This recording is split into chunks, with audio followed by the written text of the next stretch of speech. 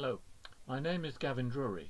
I'm Professor Emeritus of Public Administration at Royal Holloway and an Honorary Professor in the Faculty of Laws at UCL, both of which are major colleges of the University of London. For 25 years I've served as an advisor to Public Administration International. My very warm greetings to you all, and thank you for taking the time to watch and listen to this video. Throughout my long, and I'm afraid overlong, career as a university professor, I've spent a lot of time exploring the important relationships that exist in theory and in practice between public administration and law. These explorations have continued during my long association with PAI, and I've worked closely with PAI colleagues in the development of a portfolio of professional development workshops on themes that have to do with the many interrelationships between law, justice and public administration. I'm the workshop director of several of these programs, all of which seek to explore the many ways in which law should be regarded as a key element in the professional development of everyone, everywhere, who works in and around the public sector. I would like to give you a brief explanation of the purpose of these workshops and for whom they are intended. I hope that the latter will include many of you. It's no exaggeration to say that law has always been the bedrock of public administration and public service. The classical model of bureaucracy, although contested to some extent in recent years by new public management ideas that revolve around markets, business models and supply-side competition, is based upon rules that are grounded in administrative law. A good understanding of relevant legal issues is, or should be, a crucial part of the skill set of all public administrators, policymakers and managers, whether or not they possess any formal legal qualifications. Yet the importance of law is sometimes lost sight of in pursuit of managerial efficiency and effectiveness.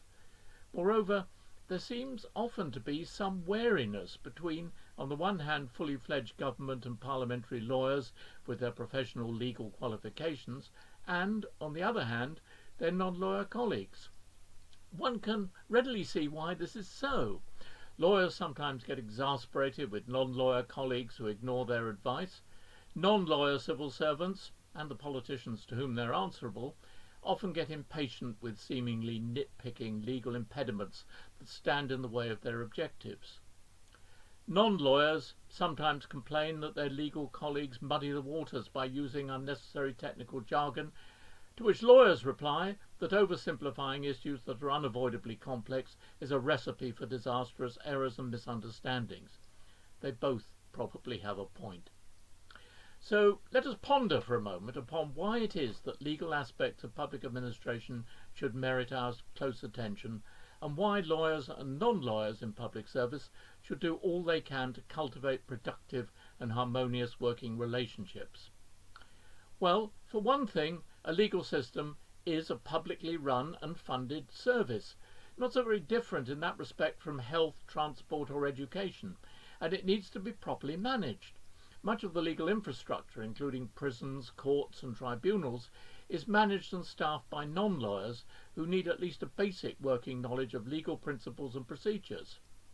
Moreover, throughout the public service, even in areas that have nothing to do directly with the administration of justice, both lawyers and non-lawyers who work in ministries and other public bodies need to work closely together and to communicate effectively with one another. And we mustn't forget the importance of the rule of law. Decisions made by public office holders, from presidents down to junior clerks, are potentially subject to appeal or to judicial review. Non-lawyers who fail to take on board the legal implications of their decisions may find themselves seriously embarrassed if those decisions end up by being successfully challenged in a constitutional court or damagingly criticised by an ombudsman. Anticipating the possibility of such challenges is a key skill. We have also to remember that law doesn't stand still. Everyone employed in the management and delivery of public services, professional lawyers included, needs to work hard to keep up to date with fast-changing legal developments. Other changes too, in particular the continuing development of information technology, social media and artificial intelligence, can have major, potentially transformative effects on law and legal processes. Much can be learned about such developments by sharing experiences with countries and jurisdictions other than one's own. It is with all these considerations in mind that PAI has developed an integrated package of professional development workshops designed both for lawyers and non-lawyers, which offer fresh and illuminating insights into different aspects of law and the administration of justice, with expert contributions from hand-on practitioners in the field. The coverage of these workshops includes issues of law reform and legislation, including the processes by which policy is translated into statute law, the efficient and effective management of the courts and the penal system in a world in which budgets are limited, ways in which non-lawyers can work more effectively to identify legal issues, and how the access of citizens to the legal system can be improved. Please click on the accompanying link to find full details of all these workshops. I'm sure that you will find at least one that will be of interest to you and or your colleagues. Do please pass the word around your organisation. And PAI will be glad to discuss with you the possibility of running tailor-made workshops in this or any other subject area. I very much look forward to meeting many of you face to face in due course. And thank you again for tuning in to this video.